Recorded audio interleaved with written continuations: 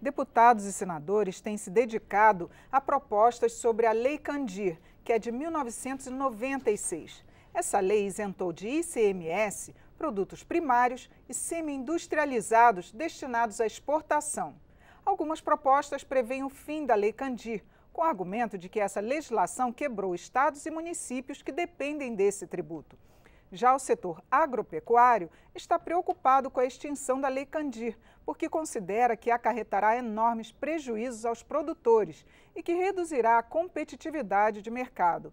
É sobre esse tema que vamos conversar nesta edição do Palavra Aberta com o deputado Neri Geller, do PP de Mato Grosso. O parlamentar integra a Frente Parlamentar Agropecuária e também já foi ministro da Agricultura. Eu sou Regina Assunção e o programa tem produção da TV e da Rádio Câmara. Bem-vindo, deputado Neri Geller. Oi, Regina, tudo bem? Tudo bem. Deputado, eu queria primeiro que o senhor falasse para a gente qual o principal prejuízo que pode acarretar o fim da Lei Candir para os produtores agrícolas. Na verdade, Regina, eu acho que a Lei Complementar 87 e 96, ela trouxe ao Brasil a grande oportunidade de nós crescermos do ponto de vista da produção, principalmente produção primária, nos tornando competitivo no mercado internacional. O fim da Lei Candir, ela não representa um prejuízo somente para os produtores agrícolas, não. O fim da Lei Candir representa um atraso e um desastre para toda a economia do Brasil. Eu vou falar para vocês e para o telespectador por quê. Vamos para o meu estado, que é o estado de Mato Grosso. Se nós crescemos a nossa receita nos últimos anos em cerca de 50%, 58%, ele se dá principalmente pela competitividade do setor agrícola, que é muito pujante, que alavancou de forma extraordinária toda a economia do estado e ajudou na economia do Brasil. Do centro-oeste principalmente, mas também, Regina, da indústria agrícola do sul do país, de máquinas, de tratores, de colheitadeiras, de caminhão, de pneu, de tudo isso porque tem a produção forte em abundância, crescendo aí de 110, 120 milhões de toneladas ainda para 240 milhões de toneladas. Então, o que isso acarretou? Isso acarretou uma movimentação na economia do Brasil extraordinária. Não é só de soja, de milho, de algodão, do que nós estamos exportando, mas nós estamos falando de uma cadeia toda que é movimentada através de fertilizantes, de indústria de fertilizantes, através de defensivos agrícolas, através da geração de emprego, oficina mecânica, caminhões, de tudo também. Isso de serviço. Então, é por isso que nós, da Frente Parlamentar, defendendo a agricultura, mas preocupados com toda a retomada da economia do Brasil, nós se posicionamos com muita firmeza contra a PEC 42, que foi pautado na semana passada. Eu estive lá em Mato Grosso quando recebi a informação na sexta-feira que seria pautado e ali então nós se movimentamos com bastante força e a gente conseguiu tirar na semana passada da pauta essa PEC para que a gente não desse a oportunidade de votar ela no Senado e a gente tem que fazer um esforço concentrado para derrubar ela na Câmara Federal, porque nós entendemos com a força que tem a FPA e com o argumento convincente que nós temos, inclusive, para discutir isso com a sociedade urbana, com os parlamentares que são ligados mais à sociedade urbana, a gente fazer esse debate, porque o fim da Lei Candir representa um atrapalho gigantesco para toda a economia do Brasil.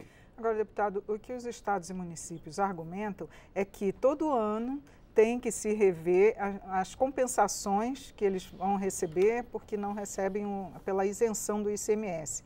E que com isso eles ficam à mercê de ficar pedindo ao governo, à União, esses recursos. Eles não têm a certeza de quanto vão receber.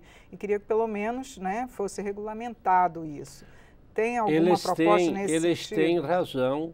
Tanto os estados quanto o município, que infelizmente a União não faz a compensação como deveria ser feito. Inclusive tem uma decisão do Supremo dando prazo de 1 ano para que o Congresso Nacional regulamente essa compensação da Lei Candir. Nós, da Frente Parlamentar, estamos trabalhando muito forte, um projeto de lei, que inclusive foi o relator, o senador Wellington Fagundes, ela já passou pela comissão especial e ela está pronta para ir para o plenário da Câmara. que é o projeto 511. Tem algumas dificuldades ainda na semana passada, com toda essa movimentação da PEC 42, nós, da Frente Parlamentar, sentamos com o presidente Rodrigo Maia, até porque o presidente tem compromisso conosco da Frente Parlamentar de trazer esse assunto para o plenário da Câmara. O que está acontecendo? Infelizmente, para aprovar esse projeto 511, nós precisamos também achar um limite da onde sai o recurso para fazer essa compensação. E dentro desse conceito, nós acertamos agora na votação da sessão onerosa, que vai tirar 4 bilhões de reais para ir para essa compensação, ao menos de forma provisória, através do FEX, né, para resolver o problema do passivo do ano passado e esse ano que não foi repassado ainda. Mas nós queremos regulamentar isso de forma definitiva para que os estados e os municípios tenham o direito, dentro da Constituição, de fazer com que a União repasse esses recursos. Porque eles argumentam, inclusive, que essa lei ela quebra o Pacto Federativo. E o presidente Bolsonaro, um dos temas de campanha dele foi justamente menos Brasília e mais Brasil, uma referência a dar oportunidade para que os recursos chegassem aos estados e municípios, não é isso? Na verdade, o presidente Jair Bolsonaro realmente ele tem esse compromisso e nós, a gente participa de várias ações do presidente Bolsonaro e ele é bem intencionado. Aqui, agora, Regina, o que ele precisa fazer é trazer a equipe econômica para dentro para fazer uma discussão com o Congresso Nacional de que forma vai ser feita essa compensação, porque nós também não podemos aprovar um projeto de lei que depois se torne inócuo, por tendo em vista que ele vai esbarar no limite dos gastos também da federação. Sim, está com essa PEC do teto de gastos. Exatamente, aí aprova uma lei aqui que depois não pode ser implementada e também não adianta. Então a gente precisa fazer essa discussão, nós temos um projeto de lei já pronto para ir para o Senado, obviamente que a gente precisa fazer essa discussão agora com a equipe econômica para pegar os recursos. Nós estamos bem alinhados nessa questão, inclusive nós da Frente Parlamentar da Agropecuária, a Frente Parlamentar do Municipalismo e também a Frente Parlamentar do Pacto Federativo, que são as 3 principais frentes hoje do Congresso Nacional. A única dificuldade que nós ainda encontramos nesse assunto, porque ele é um tema convergente, ele contempla a produção, ele contempla os estados, contempla os municípios e ajuda toda a economia de interesse também do presidente da República, de toda a equipe econômica, a gente não criar mecanismos que inviabilizem o que está dando certo no país. Então, basta a gente agora alinhar isso com a equipe econômica para que a gente também as propostas de vocês, ainda estamos engatinhando nisso, nós ainda estamos, porque tem várias vertentes. Nós temos o projeto de lei 511, nós temos também a reforma tributária, que dentro da reforma tributária dá para discutir isso.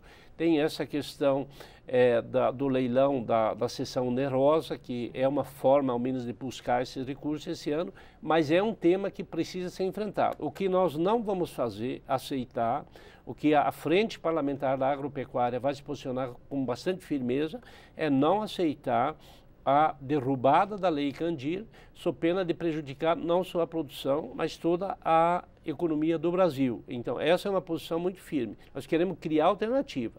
Se não achar alternativa, até não achar, a nossa posição vai ser muito firme com relação à não extinção da Lei Candir, porque ela é maléfica para toda a economia do Brasil, mas principalmente para o setor agropecuário. Deputado, muito obrigada por seus esclarecimentos aqui no programa. Eu que agradeço e é sempre bom estar discutindo esses temas tão importantes aqui na Palavra Aberta da TV Câmara. Muito obrigado. Eu conversei sobre as propostas que tratam da Lei Candir com o deputado Neri Geller, que é do PP de Mato Grosso. Assista esta e outras edições em nosso site, câmara.leg.br/Palavra Aberta. Eu sou Regina Assunção, agradeço a sua audiência. Até a próxima.